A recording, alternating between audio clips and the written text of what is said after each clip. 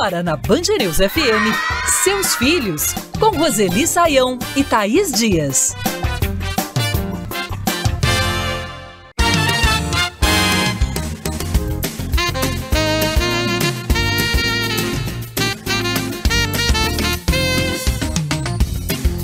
A volta às aulas sempre envolve muita expectativa para os pais, alunos e professores. E quando falamos das crianças, esse momento envolve ainda mais ansiedade, né?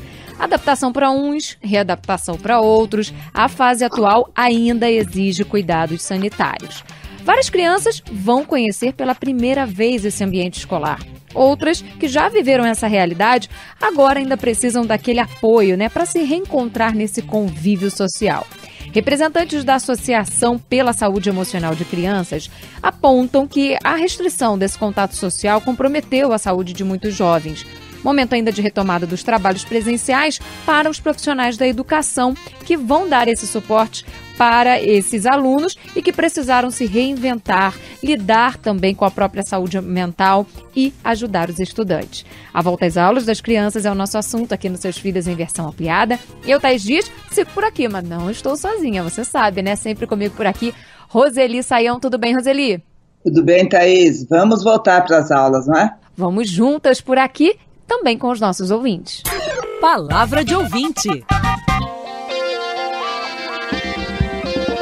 De Belo Horizonte, temos agora a participação da Aliciane, que tem um filho de 2 anos. Ela conta como foi o período de adaptação.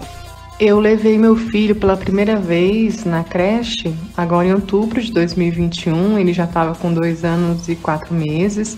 E por conta da pandemia eu não pude estar com ele no período de adaptação. E nos 2 primeiros dias, ele chorou um pouco na hora de entrar, né? E eu, assim, tentei manter a calma, porque por mais que eu soubesse que meu filho não estava sofrendo, é difícil para uma mãe ver o seu filho chorar, né? Mas eu tentei passar segurança a ele, tentei ficar feliz na porta da escola. Roseli, principalmente para quem está tendo esse primeiro contato, né, com o ambiente escolar, aqueles alunos que estão na creche, que estão iniciando a educação infantil, muitas vezes essa adaptação, ela depende também dessa posição do pai, né? Dessa postura do pai, de como ele vai encarar, porque a gente sabe que nem sempre é fácil e essa insegurança acaba passando para as crianças, né? Verdade, Thaís, muito verdade. Aliás, esse período de adaptação é principalmente para acalmar e tranquilizar a aflição dos pais que deixam o filho pela primeira vez na escola. É uma adaptação, né? Quando nasce um bebê, é uma adaptação da família. E quando ele vai para a escola pelas primeiras vezes, é uma nova adaptação familiar. A família acostumou-se a ficar o tempo todo com o filho em casa e agora vai ter que se acostumar a ficar um período longe dele em casa. Então é muito bom que a escola preste atenção, né, nessa questão da adaptação dos pais. É difícil ver os filhos sofrerem, chorando na porta da escola, mas mais difícil ainda é ficar com essa sensação de que está abandonando o filho. Isso é o que muitas mães e pais sentem. Pronto, falei. Hora de ouvir a Kathleen sobre a ida do filho para a escola também pela primeira vez. Fala pra gente, Kathleen. O primeiro dia de aula do João foi assim. Ele estudava de manhã, né? Nós chegamos na hora do café. E aí a professora sentou ele na mesinha, junto com uma outra coleguinha. E quando eu vi ele sentado assim, tomando café, igual um menininho mesmo, meu olho encheu d'água. Aí eu falei pra mim mesmo, não chora, o menino tá comendo, o que você vai chorar? E eu fiquei lá observando, assim, alguns bons minutos. Até que passou uma coordenadora e me viu atrás da pilastra e falou, o que você tá fazendo aqui até agora? Eu falei assim, não, eu tô vendo. Ela, não, pode ir embora. Exatamente o que você falou, né, Roseli? Foi muito mais difícil para Kathleen do que para o filho esse período de adaptação. De que forma, né, você acalma esse coração? E os pais que ficam ali preocupados com esse primeiro contato com a escola podem ajudar de alguma forma? Podem fazer alguma coisa também para o filho se sentir ainda mais seguro nesse ambiente? Eu fiquei pensando na Kathleen, deve ter passado pela cabeça dela, como assim ele está comendo, tomando café sem a minha presença, sem a minha ajuda. É verdade. É essa grande aflição, Thaís, dos pais. Mas é possível, sim, que com firmeza, mesmo com o coração apertado, dá para ser firme. E essa firmeza dos pais, garantindo para o filho que ir para a escola vai ser bom para ele, é que pode tranquilizar criança e pais. E olha, não é bom ficar lá tentando ver o filho, o que vai fazer, o que não vai, porque de repente o filho percebe a presença da mãe, do pai, e pronto, começa toda a adaptação novamente. E a escola? Diz o quê?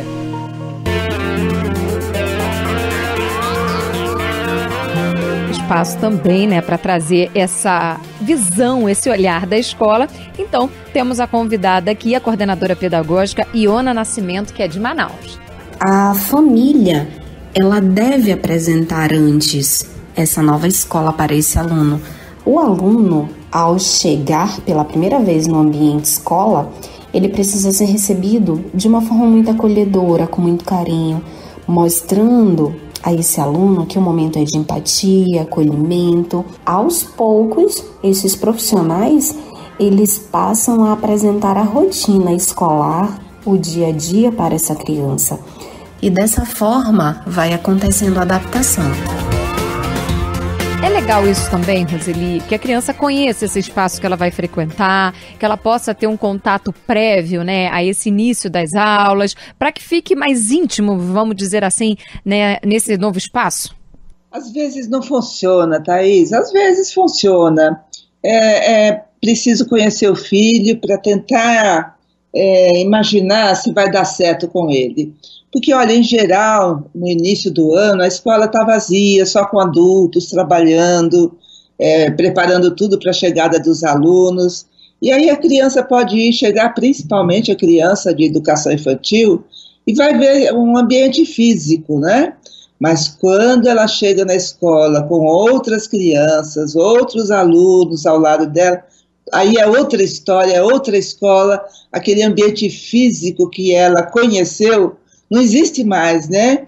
Ele ficou muito diferente com a presença de tantas outras crianças. Então é preciso que os pais percebam se o filho vai aproveitar esse conhecimento prévio ou se isso vai deixar ele mais angustiado aí. Me conta uma história. Eu sei que você separou uma dica bacana para quem está ouvindo a gente e quer refletir um pouquinho mais sobre essa volta às aulas com as crianças. Que dica é essa, Roseli? Escolhi um livro principalmente para crianças pequenas, né? A gente falou muito delas no início, né, da ida à escola. Então eu escolhi um livro para essa criança e para os pais. Sempre um ajuda o outro nessa história, né? E a história de Tato, um gato. O título do livro é Tato, o gato. E esse gato, Tato, está muito nervoso, não consegue nem dormir à noite, porque ele vai para a escola. Pronto. Aí a criança se identifica com a questão e os pais percebem, né, o que eles podem fazer para ajudar o filho a enfrentar bem esse período de adaptação. Para bom entendedor. Para nos ajudar nesse momento de volta às aulas, nós convidamos também Edinair Queiroz, psicopedagoga. A criança estiver faltando aí uns 15 dias mais ou menos para o retorno das aulas, os pais precisam estabelecer uma rotina. O segundo ponto que a família precisa deixar muito claro para a criança é que ela não está só, mas ela precisa também estudar um pouco tudo que ela viu. É uma outra ação que tem que ser muito cuidadosa. Roseli, isso é importante, né? Essa sensação de se sentir abraçado pela família, de ter esse apoio, esse suporte. Isso faz muita diferença, principalmente quando a gente trata de criança, né? Muita diferença, Thaís, porque é a segurança que permite que a criança desfrute do ambiente escolar, mesmo sabendo que ele está distante dos pais. E a segurança é a família que transmite, né? Por exemplo, garantindo para o filho, a partir dos 6, 7 anos, que estão no trabalho ou em casa trabalhando e virão buscá-lo a determinada hora. É importante que os pais se acostumem a não atrasar o momento de buscar a criança, porque a criança aí fica se sentindo muito abandonada quando os colegas vão embora e os pais dela ainda não chegaram. Então, olha, a tranquilidade, a firmeza e principalmente a transmissão de segurança para o filho e para a filha é o que mais ajuda a criança a poder ir tranquila para a escola. Pronto, falei. Hora de ouvir a Dayana, que vai falar um pouquinho sobre os hábitos dos filhos nas férias e depois na retomada das aulas. Bom, a volta às aulas sempre é um desafio das adaptações que tem que colocar para dormir mais cedo, não ficar tanto tempo mais no celular, quanto para os pais também, né? A gente volta à rotina da correria, de acordar, para deixar na escola. É uma adaptação assim de ambos os lados, que tem que fazer de um modo que tire o costume da mordomia. É uma rotina que mexe com a família toda, né, Roseli? Não tem jeito, o pai, a criança, o adolescente, todo mundo acaba tendo essa rotina alterada.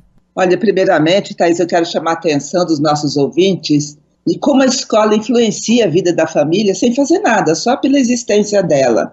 Olha, muda o horário da alimentação, do sono, muda o trajeto dos pais quando vão ao trabalho, que tem que passar na escola. Muda o horário dos pais que tem que buscar o filho na escola. Então, é uma influência grande, né, que a escola oferece em função dos filhos estarem frequentando a instituição. Olha, alguns adolescentes precisam de algum tempo antes do início das aulas para se acostumar a um novo período de sono. A gente sabe que eles adoram dormir tarde e acordar tarde. E, em geral, a aula deles é muito cedo, Thaís, muito cedo, cedo demais. Então, eles precisam de uma semana, mais ou menos, para tentar se recolher mais cedo e acordar um pouco mais cedo. Mas só isso, né? O restante vamos deixar as férias terminarem desse jeito. E aí, quando as aulas começarem, pronto, aí estabelece toda a organização do dia em função da ida à escola. Para bom entendedor. Silmara Meirelles, psicóloga e integrante do movimento Saber Lidar, fala sobre como os pais e os professores podem auxiliar os estudantes que tiveram a saúde mental comprometida nesse momento de retomada das aulas. A Covid-19 causou um impacto na saúde mental de qualquer pessoa, principalmente na vida das crianças e adolescentes. Como nós, pais e educadores, podemos contribuir com a saúde mental das crianças neste momento? Podemos oferecer a nossa presença de escuta, de acolhimento, de espaço de conversa para falar dos sentimentos, das dificuldades vividas e vivenciadas neste momento. Este é um jeito de fortalecer as relações e cuidar da saúde mental. Importante isso, né, Roseli? Porque esse é um momento de uma retomada mais efetiva, né, nesse período de pandemia, ainda com muitas preocupações. De que maneira os professores, os adultos ali no entorno, os pais, os familiares, podem auxiliar também nesse período de retomada das aulas no que diz respeito à saúde emocional? Podem, né? Podem. É função da escola, é função da família, colaborar para que o adolescente, principalmente, Thaís, tenha oportunidades de se socializar, de se conhecer. A gente fala tanto do autoconhecimento, né? De entrar em contato com as suas emoções. E isso, com a ajuda dos adultos, fica mais fácil para o adolescente. Mas eu me lembro muito da cena de um filme que eu vi, não me lembro agora qual filme, Thaís, em que a criança vai para a escola, já uma criança crescida, já quase terminando a infância, e aí os pais na volta perguntam como foi a escola, e ele diz, bem. E aí os pais se entreolham, e aí o pai fala, bom, meu dia hoje no trabalho foi assim, aconteceu tal coisa, e aí sim o filho se anima para contar alguma coisa do que aconteceu com ele. Então é preciso oferecer a oportunidade do filho falar, não é fazendo inquérito como foi seu dia hoje, não tem resposta, os pais sabem disso, né? E aí oferecer também uma escuta verdadeiramente interessada. E não só permitir que o filho fale, e aí, tudo bem então. E a escola? Diz o quê? A abrimos espaço também para a escola, né? Conosco aqui de Fortaleza, o professor Leidivan Cavalcante. Ele fala sobre também essa retomada da volta às aulas. Tivemos que, durante esse processo pandêmico, traçar aí 2 planos, né, esse retorno às aulas. Muitos alunos com problemas, problemas psicológicos, grandes dificuldades de aprendizagem, mas a escola buscaram se adaptar com esse novo sistema tecnológico. Foi difícil para a escola conseguir um modelo, processo de adaptação e um processo de adequação para receber esses alunos aqui nas escolas do estado. E esperamos que em 2022 aí a gente possa começar de forma tranquila. Roseli, foi muita adaptação, né? Foi muita mudança, foi muito medo, muita preocupação e principalmente uma cobrança muito grande nesses professores que tiveram as suas vidas mudadas, viradas de cabeça para baixo, saúde emocional ali colocada em xeque e principalmente essa cobrança pelo tal tempo perdido para tentar correr atrás de um prejuízo ali que foi muito mencionado. É difícil para eles lidarem e eles também precisam ficar atentos nessa retomada, né? Eles precisam de acolhimento também, viu, Thaís? Acolhimento das famílias, acolhimento da direção, da escola, de um modo geral, porque os professores são peças fundamentais para colaborar agora na observação dos seus alunos adolescentes, principalmente, para identificar aqueles que precisam de um acolhimento mais próximo, daqueles que precisam ajuda para enfrentar os seus receios, ansiedades e tudo mais. Então, que este ano comece com as famílias lembrando disso. Vamos acolher também os professores, porque o bom acolhimento dos professores possibilita que eles acolham bem os nossos filhos na escola. Na minha opinião... Conosco agora o Celso Lopes, ele que é psiquiatra e fundador do programa Semente Soluções em Educação Socioemocional e vai falar sobre a retomada das aulas e dos contatos sociais. Empatia, respeito e confiança são competências da família da amabilidade fundamentais para conseguir a máxima cooperação entre grupos. E elas são competências que são fundamentalmente mais mobilizadas durante os relacionamentos interpessoais, que foram simplesmente ceifados por quase 2 anos, ou minimizados ou mudados a sua forma. Então é de se esperar que as crianças, que os adolescentes venham um pouco infantilizados para a sua faixa etária em função disso. E como é que a gente ajuda, Roseli, esses jovens que foram impactados nesses últimos meses, nesses últimos anos, nessa retomada às aulas, que tiveram essas habilidades tão fundamentais comprometidas? Principalmente tendo empatia, né? Não falando que é bobagem que eles estão sentindo, muitos estão com receio de voltar para o convívio social, já não sabem bem como fazer. A empatia e o encorajamento, eu acho que são fundamentais nesse momento. Vamos navegar! Roseli, sobre esse assunto, qual é a dica que você divide hoje com os nossos ouvintes? Vamos lá, olha, tem um artigo muito interessante falando do adolescente e usando até uma expressão que foi cunhada por um psiquiatra. O título do artigo é: com medo de voltar à escola, adolescentes enfrentam síndrome da gaiola. Síndrome da gaiola é uma coisa interessante, a analogia foi muito curiosa, eu gostei muito. Um passarinho é criado na gaiola e depois, mesmo abrindo a porta da gaiola, o passarinho não sai. Então é bom ler esse artigo para entender melhor o que se passa com o adolescente nesse momento. Com medo de voltar à escola, adolescentes enfrentam síndrome da gaiola, que está no site do uol.com.br/vivabem. Minha voz.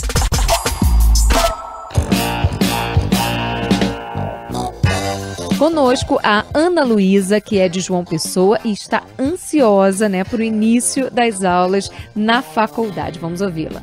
Eu tô bem ansiosa pra volta das aulas presenciais, até porque eu não me adaptei muito ao método EAD, fui levando como pude, e o meu curso exige muitas aulas práticas, então eu tô bem feliz em poder estar levando esse curso que eu escolhi com tanto amor, de forma real, de forma presencial, conhecer novos amigos, vai ser meu primeiro ano de faculdade presencial, então eu tô bem ansiosa e feliz, não tô preocupada não. Olha, também conosco por aqui a Camila Vitória, que é de Fortaleza. Entrar na faculdade me traz um sentimento de ansiedade e muita felicidade também. É parte da realização de um sonho meu e da minha família, né? É uma oportunidade que eu vejo de mudar e melhorar não só a minha vida, mas como da minha família e das pessoas do lugar onde eu moro também, que é por meio dos estudos que eu vejo que isso é possível. É um momento impactante, é um momento transformador, desafiador também. E eu queria que você trouxesse aí uma palavra para esses jovens que estão muito animados, né, com essa retomada dos trabalhos também nas universidades. Trouxeram duas palavras, né? Ansiedade e felicidade. E é exatamente isso que marca o início dos estudos universitários, né? É um novo ambiente, é um novo comportamento dos alunos, dos docentes e professores. Enfim, vai ser uma nova adaptação, mas que já com um quê de o futuro chegou, né? E agora eles podem desfrutar dessa presença e não apenas do estudo acadêmico à distância. Então, foi feito um pequeno questionário com alguns recém-formados em universidades, faculdades, e o que mais marcou esses jovens adultos foram os amigos que eles colecionaram na faculdade. Então vamos lá aproveitar esse momento. Sim, eles vão enfrentar algumas ansiedades, alguns receios, mas a vida é assim, né, Thaís? Então vamos em frente. Pronto, falei. O José, de Manaus, divide conosco as suas preocupações sobre o ingresso da filha na universidade. Nossa preocupação maior era, como ela faz faculdade de medicina, é aquela questão da 90% dos filhos têm condições, os pais são médicos, né, tem clínicas e tudo, então é aquela, aqui só estudam rico. Então essa era uma grande preocupação. Hoje foi praticamente sanado tudo isso através de grupos que vai se formando, amizade, o chamado bullying, o trote. Como pai, a gente fica naquela preocupação, ainda mais quando é mulher, né, que é mais frágil em termos de visão da sociedade. Então eu me preocupava muito com isso. Eu fiquei ouvindo aqui o José, imaginando que vários e vários pais com filhos nessa idade estavam se colocando nessa situação. A gente pensa em tudo, né? Pensa de como é que eles vão ser aceitos, pensam como essa adaptação vai acontecer, se vão sofrer o trote, ou seja, muita coisa que deixa a gente preocupado. Acalma o coração desses pais, Roseli. Mas é assim mesmo, né? Tem um ditado popular que diz: filho criado, trabalho dobrado, e é o trabalho principalmente mental, né? Porque a gente tem muitas preocupações com ele já caminhando com as próprias pernas e pouco a gente pode fazer. Mas o que principalmente os pais podem fazer nesse momento é ficar um pouco mais tranquilo e encorajar o filho quando ele enfrentar alguma dificuldade, colaborar principalmente com diálogos com os filhos, já às portas da maturidade. Então, vamos ficar tranquilos para poder dialogar com os filhos. É o meu pedido e eu creio que é o anseio deles também. Roseli, muitos pais ficam preocupados exatamente com a autonomia, né, proporcionada pela universidade. Eles saem das escolas com aquelas obrigações de lições de casa, com conteúdos, muitas têm até o uniforme. Então, quando vão para esse ambiente com uma liberdade muito maior, né, em que depende apenas deles manterem os estudos em dia, de se comprometerem, né, com aquele objetivo, os pais ficam tensos, né? Alguns jovens também ficam ali ansiosos em relação a essa autonomia toda, não sabem se tem maturidade para lidar com isso. O que você diria para esses jovens e também para esses pais? Bem lembrado, Thaís. Você sabe que muitas faculdades reclamam da falta de autonomia dos jovens que chegam, né, para o primeiro ano dos seus estudos, porque eles estavam tão acostumados com o controle rigoroso das escolas e das famílias em relação aos estudos, que agora que eles têm esse espaço mais aberto, eles não sabem bem o que fazer. Então é preciso, senhores pais, nossos ouvintes e escolas também, ajudar nessa passagem. A gente falou de adaptação no começo do programa da educação infantil. Na educação universitária também é preciso uma adaptação ao novo ambiente, a essa nova autonomia, e os pais devem tentar oferecer também a finalização desse processo de autonomia para os filhos, para que eles possam caminhar bem, né? Nesse final de período de estudo, ainda sob a responsabilidade, principalmente de moradia dos pais. também quero falar. A estudante Maria Paula é de Brasília e começou os estudos na universidade à distância por causa da pandemia. E agora, em 2022, ela conta como se sente, ao saber que vai iniciar esses estudos de maneira presencial. Eu já entrei nesse formato remoto e eu tenho certeza que eu perdi muita experiência por causa disso, de estar lá na faculdade de fato, conviver com as pessoas, trocar experiências. Então a ansiedade está a 1000 para esse momento e com certeza ainda tomando vários cuidados, porque a gente tem sempre que lembrar que a pandemia ainda não acabou, mas é muito bom poder estar voltando. E esse é um aspecto bem particular desse momento que a gente vive, né, Roseli? Porque muitos desses jovens não fizeram nem aquela primeira adaptação para entrar nesse novo universo de cobrança, com um novo olhar sobre os estudos, que é a universidade. Eles encararam isso de maneira remota, né? Já cobrando essa responsabilidade, dando essa maior autonomia, mas sem esse contato olho a olho com o professor, com os colegas, trocando percepções. Agora é hora de dar esse pontapé inicial no ensino presencial. É um momento particular, é um momento diferente, mas é preciso encarar ele com o peito aberto e cheio de expectativa também, né? Isso mesmo. Aliás, eles têm muitas expectativas, né? Porque o estudo universitário também exige, para ele se desenvolver bem, mais rapidamente, da troca de experiências com os professores também, e por isso, né, que seja um ótimo recomeço para eles, ou seja, uma inauguração da vida universitária, para a gente reconhecer, né, que o presencial é muito importante para eles ainda, apesar de eles terem maturidade para enfrentar o ensino à distância. Me conta uma história. E sobre esse momento particular da vida dos nossos filhos, Roseli, qual é a sua indicação, hein? Você sabe que tem um livro muito interessante que foi construído por 18 profissionais, né, da educação. O título do livro é Covid-19, Educação e a Ótica Docente. Pelo título, parece que é um livro dedicado aos professores, mas não. É dedicado às famílias, aos próprios alunos, aos professores também, porque trata de questões delicadas e importantes, principalmente a partir, né, da pandemia, a retomada do ensino presencial. Então tem capítulos falando dos desafios desse momento, no ensino, na aprendizagem.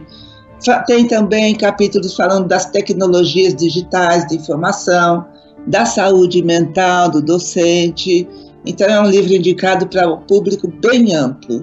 Eu vou repetir o título: Covid-19, a educação e a ótica docente.